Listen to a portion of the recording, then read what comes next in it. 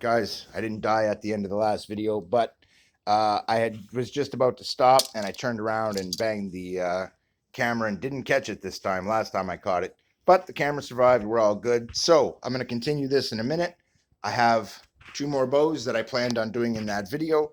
So instead of doing that, because they just keep coming out so long, I've decided that I will do each bow individually from now on, and that way I can show them one at a time. Again, these are the 24-inch arrows.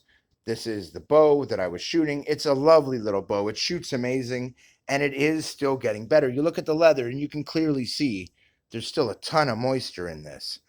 I can feel it with my hands, but it is drying out nicely, and this feels drier than it used to. Up here, it still feels a little moist, but down here, it feels a lot better. But the bottom and the top of the riser still feel moist to the touch. So this is going to take time. What I need to do is wick everything up and then let it settle. Just like I said, shoot for about 20 minutes. Sometimes it'll take less. The last time, I had a feeling I should probably stop, and then I kept shooting a few more rounds, and then I could see it wasn't really getting any better, but then it kind of did. And I know that I'm wicking up moisture away from those spots, like I said. So at that point, I've got the moisture where I want it. Now I'm going to stop. Now I'm going to let it relax. I'm going to let some of that water try and evaporate and settle. Then in about an hour, I'm going to shoot it again.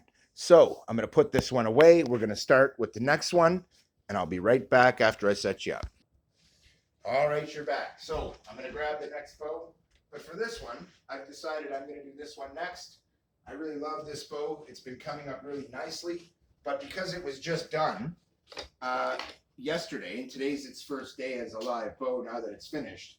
Although the finishing treatment I did was so heavy, I may as well have built a new bow. I spent as much time going over this as I spent building my first bow.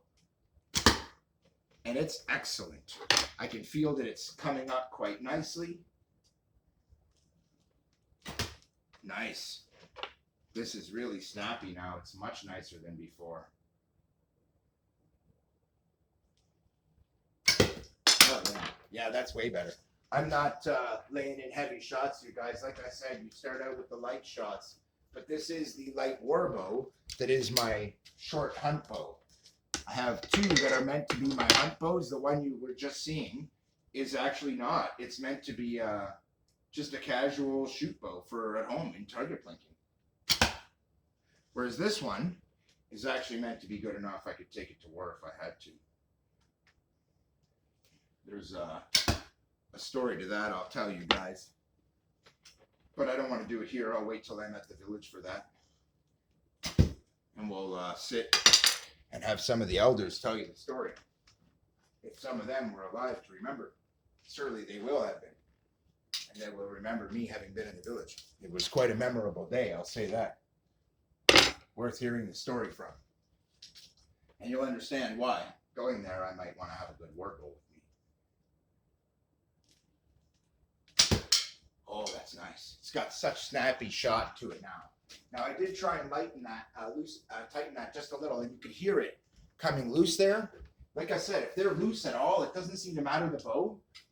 They're just not shooting well. So do make sure your nocks and tips are nice and snug, especially if you're going to be shooting them with hard arrows. Did you see the impact force that hits a target with? That's one of the things about a kinetic energy setup. This is really good at transferring energy into the target. And what I'm seeing is it's still got a long way to go. It's got a 24 easy 24-inch draw length. But what I'm seeing and feeling from it is a well over 50-pound bow at 20 inches, which is kind of amusing because that's not what it was getting earlier, and that's kind of cool. Just let me look here. I found it. I had lost an arrow. Oh, no, I didn't find it. Oh, well. I will be back to look for it shortly. I think it landed, oddly enough, in with a whole bunch of other arrows, which will now make it very difficult to locate. However, I do have more, so I can grab it later. What I want to do with this bow is just slowly break it in. And the same as the other, this needs to be broken in slowly. Now, the other one has been around longer. and hasn't had any recent work done on it that would cause it to take on more moisture, like painting or an additional layer of treatment or completely rewrapping the handle and then adding to that along with layers of stuff, completely new paint, new wraps, because I didn't like the old look.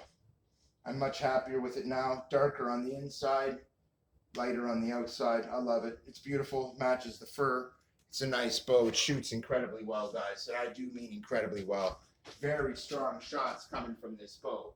Now, the trick is, what I don't want to do is overwork the bow, you guys. I just don't. It's like there's a point where you need to push it to work the moisture through those limbs. You absolutely have to. But then there's a point where pushing it is the worst possible thing you could do and will loosen things past the point they should be. So the trick is to feel out the bow and to give it nice, light, consistent draws at a draw length I know it can handle comfortably without being in any damage. But what I'm seeing is it's really these are really light shots, and it's really picking up its poundage. It's getting strong. Not so much. It's like it's picking up its momentum. It's picking up its force, but the draw weight is coming down. It's funny how sometimes that works. As they settle, they get a little milder, but it's by no means mild. And pulling to the back of a 20-inch arrow, even though it's capable of drawing to 22, is asking for a 50-pound shot. And so I come close to that, but not quite. I don't want to be punching these through. One of these has a 5-gram tip, the other a 10, and I just alternate back and forth. And I generally won't stop, at least until I see this one, the weaker of the two, the lighter, is giving me good penetration. And it's also thumping in this one hard like it should be. After all, this is a war bow and a hunting bow, and if it can't do that, it's not fit for purpose. Now I'm going to top off my sweater because I'm doing this video directly back to back with the other one because it cut out after I dropped the camera. Also, my glove treatment is working out really well. At this point, I don't go by feel. I used to go by feel and could tell by how much I had to grip it how long my draw length was, but now these gloves are so good. It's so much easier to draw to full no matter what the power of the bow. It's so nice. If you're going to draw the pinch method, I highly recommend a set of gloves. And I mean, I literally shoot like this, guys. Whoop, pow. And I don't even aim. And that's the kind of accuracy that I can expect. And it's really coming in snappy on really light shots, which almost makes me not want to touch it. And the reason is, okay, there's a couple ways to let these cure. You can, if it starts out fairly strong, you want to work it. If it's too strong for you, you want to work the crap out of it because you want to speed up the break-in. And the more you break it in, the more it softens. And if you over break it in and overstretch it, it'll soften even more. And so you may come to a point with your bow where you need to stand on it with your feet and pull up with your hands as hard as you can to stretch it enough. And when you do, you'll find that your softness is now there and your back end is farther away. It's more comfortable to shoot for you and you're happy. However, war bow though it is still an ultimate pillow slayer. This is a great little bow. I can shoot light shots with it if I want. It's under good tension. The string has been treated 4 separate times and is really solidly coated now. So it's a very strong and solid string, as good as any bow string. And it carries really good weight in it, which helps to give you good momentum. It's one of the reasons why I did this and use this type of string. Now I will make a custom one. In fact, I did. I just haven't made the loops yet. It's still just knotted on, but that's all right.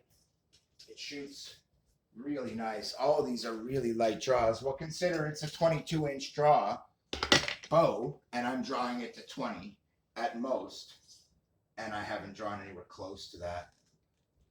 19, 18, 17. Those are my draws. It's one of those three. I draw a light shot, it's 17. I draw a hard shot, it's 18 and a half, maybe 19. That's 19. It's not crazy. It's not coming in super hot, but that's a change from yesterday. That's because the moisture is moving through it.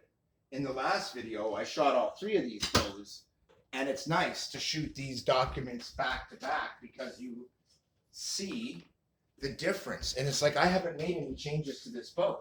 It has no reason to be this much slower and weaker impacting, except it does. Moisture is the reason. I call it the limp noodle effect.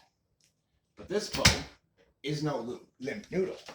Even with the limp noodle effect, I can just turn it up, punch 2 arrows through the same hole, and do it with real hardness, real force. This is a great bow. I love this bow. This bow is so good, I haven't even begun to unlock its potential yet. And part of the reason is it's not done yet. But I can tell from everything I did to it what it's capable of, because I know what I'm doing, and I can see by how well it turned out and how excellent it is already that it's only going to get better, because that's how this shit works. Now, unlike the other bow, a shorter bow will work itself out a lot faster, guys,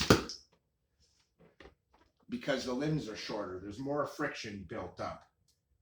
And because the limbs are shorter, you don't need to go as crazy with it.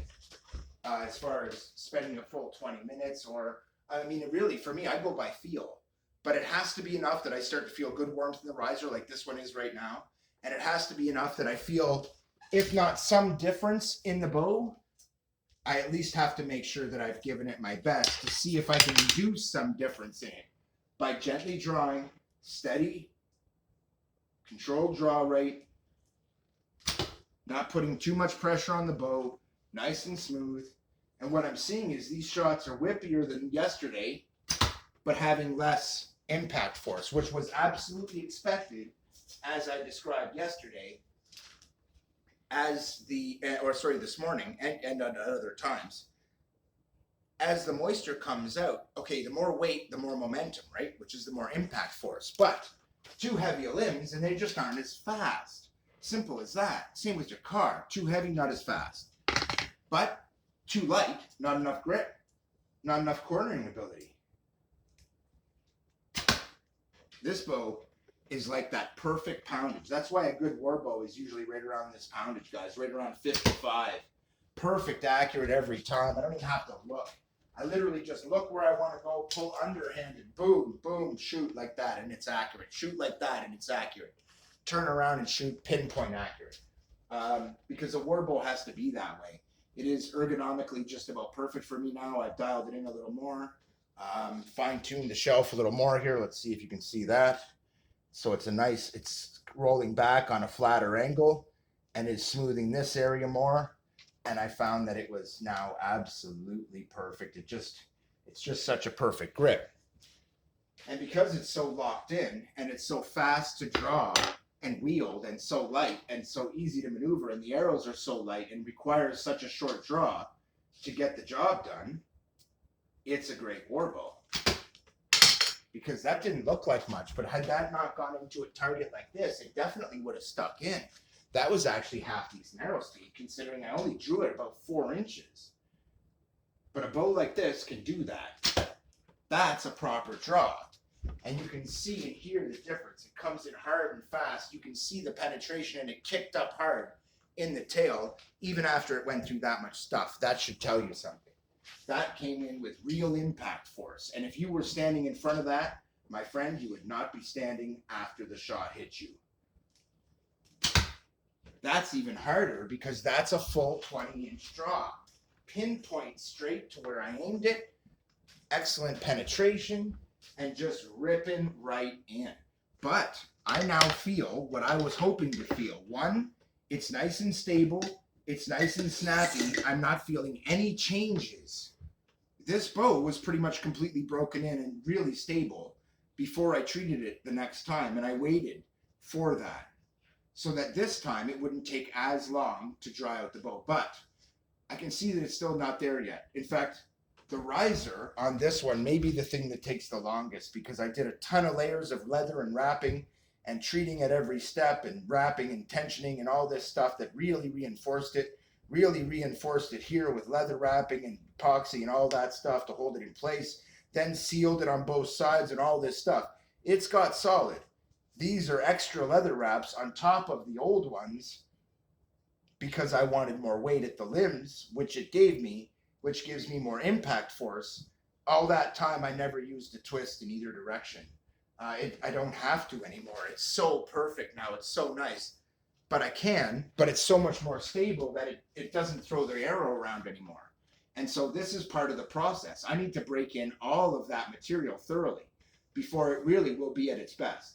Which means right now, as good as it is, as fun as it is to shoot, as strong as it is, as huntable as it is, as warbow capable as it is, it's not done. It's still getting better, and this is still a very fresh bow. But it is done. I don't really feel like I want to or need to do anything else to this. I do want to make a better tell. I am going to put finish this string and make it custom fit just for this bow, so it will not be on anything else.